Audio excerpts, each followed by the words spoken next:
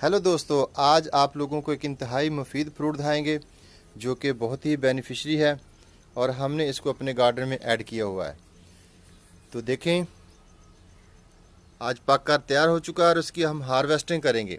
आप लोगों को दिखाएंगे कि हमने इसको कैसे लगाया। ये बहुत ही मज़े का फ्रूट होता है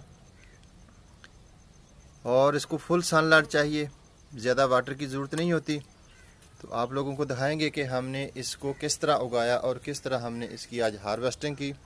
हमने इसको हैंगी बास्केट में लगाया हुआ है और पहले इसको वाटर से धोएंगे अच्छी तरह, फिर इसको फ्रूट को तोड़ेंगे ताकि इसके ऊपर से गिरदो गुबार जो है वो नीचे उतर जाए और इसको खाने का भी मज़ा है। इसका आप जूस भी बना सकते हैं और वैसे भी आप खा सकते हैं। ये बहुत लजीज होता है, दिल के लिए बहुत अच्छा है।